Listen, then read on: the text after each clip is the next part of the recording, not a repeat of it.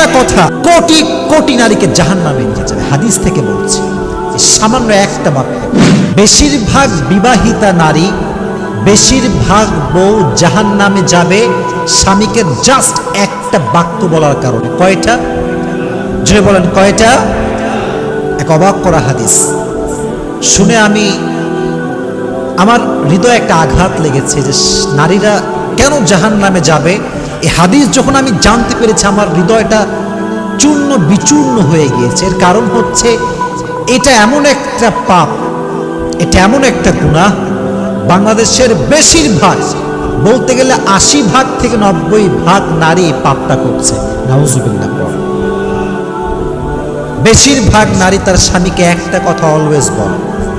বেচারা স্বামী সারাটা জীবন স্ত্রীর জন্য খাটে, পায়ের নিচে ফোসা পড়ে যায়, মাথার ঘাম পায়ে ঝরায়, সারাটা দিন রোদের ভেতরে কাজ করে বেড়ায়, বাসার বিল সে দেয়, গ্যাসের বিল সে দেয়, সন্তানকে সে চালায়, স্ত্রীর হক সে আদায় করে, শ্বশুরের হক আদায় করে, শাশুড়ির হক আদায় করে, সারাটা জীবন সে তার স্ত্রীর খেয়াল রাখে। কোনো একটা দিন সামান্য চুল পরিমাণ যখন কম হয়ে যায়, তখন নারী বলে কি, মা রাআইতু মিনকা খায়রান কত। তুমি আমার জন্য জীবনে কি করলে? তুমি আমার জন্য কি করেছো আজ অব্দি? কিছুই তো করো নাই। অমকের স্বামী অমককে ওইটা দিয়েছে, অমকের স্বামী তার শাশুড়িকে ওইটা দিয়েছে, তুমি আমার মাকে কি দিয়েছো? একটা কথা কোটি কোটি নারীকে জাহান্নামে নিয়ে যাবে। হাদিস থেকে বলছি, সামান্য একটা বাক্য। তাকফুরনাল আশির। বেশিরভাগ নারী অকৃতজ্ঞ হয়, স্বামীর কৃতজ্ঞতা আদায় করতে জানে না। স্বামী যে এতটা স্যাক্রিফাইস করেছে স্বীকার করতে চায় না। আর মাথায় রাখবেন, যেই নারী তার স্বামীর স্যাক্রিফাইসকে নিজের মুখে এটাকে স্বীকার করতে পারে না, সেই নারী কখনো সুখী হতে পারে না।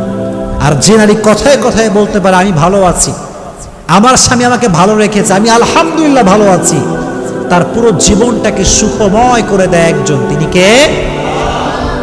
এজন্য বোনদেরকে বলছি, বোনেরা মাথায় রাখবেন,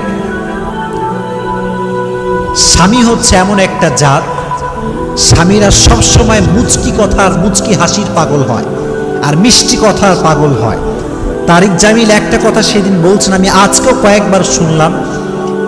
উনি ওনার ভাষায় বলছিলেন যে জবান কা এক মিঠা बोल दुनिया की हर हर शहर से भी ज्यादा मीठा होता है, और जबान का एक कड़वा बोल 7 समंदर की कड़वाहट से भी ज्यादा कड़वाहट होती है।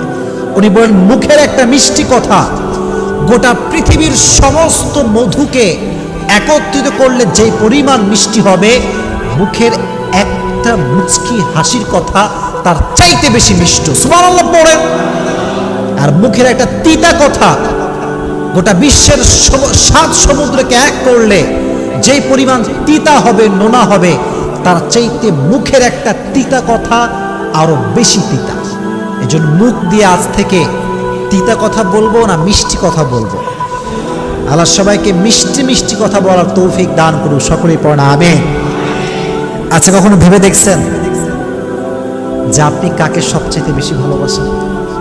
দেখবেন আপনি সেই মানুষকে সবচাইতে বেশি ভালোবাসেন যা আপনার দিকে হেসে হেসে কথা বলে, যা আপনার সঙ্গে মুচকি হাসি দিয়ে কথা বলে। দিন সে দেখবেন আমরা তাকেই মিস করছি, যে মানুষটা মুচকি হাসি দিয়ে কথা বলতো। আজহারি আজকে দেশে নেই, চলে গিয়েছে বিদেশে। প্রত্যেকটা মানুষ তাকে মিস করে। কেন? কারণ তার কথায় একটা মিষ্টতা ছিল, চেহারা একটা হাসি ছিল। এজন্য দিন শেষে যে মুচকি হাসি দিয়ে কথা বলে, মিষ্টি কথা বলে, মানুষ তাকেই ভালোবাসতে বাধ্য হয়ে যায়। ঠিক না বলো? এজন্য আজ থেকে তিতা কথা বলবেন না মিষ্টি কথা বলবেন? একটা হাদিস বলি, উম্মে সালমা রাদিয়াল্লাহু তাআলা আনহু থেকে বর্ণিত, নবীজি বলেছেন, যদি কোনো মেয়ে এই অবস্থায় মারা যায়, এদিকে তাকাও, যদি কোনো মেয়ে এই অবস্থায় মারা যায় যে তার স্বামী তার উপরে সন্তুষ্ট ছিল, আল্লাহর জান্নাত তার জন্য ওয়াজিব হয়ে যাবে। তো জোরে সোরে পড়েন সুবহানাল্লাহ। এজন্য স্বামীকে বাজে কথা বলা যাবে না। নারীর জীবনে স্বামী হচ্ছে মেইন ক্যারেক্টার। যে নারীর জীবনে স্বামী আছে তার জীবনে সব কিছু আছে। যে নারীর জীবনে স্বামী নাই তার জীবনে কেউ নাই।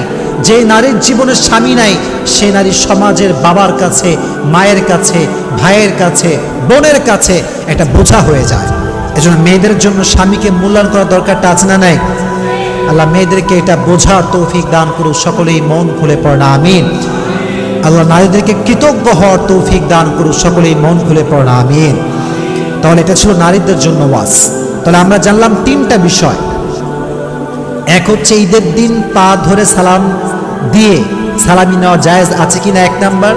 2 নাম্বার, মেহেদি মাখা জায়েজ আছে কিনা, 2 নাম্বার। 3 নাম্বার, নারীরা একটি কথার কারণে জাহান্নামে যাবে, সেটি হচ্ছে তুমি আমার জন্য জীবনে কি করবে। এই জন্য যেই বোনেরা আমার কথা শুনছেন মাইক থেকে, কলোনির ভেতর থেকে, সবাইকে আমি বলছি স্বামীর কাছে কৃতজ্ঞ হবেন, কৃতজ্ঞতা আদায় করবেন। আল্লাহ বোনদেরকে এই তৌফিক দান করুন, সকলেই পড়না আমিন।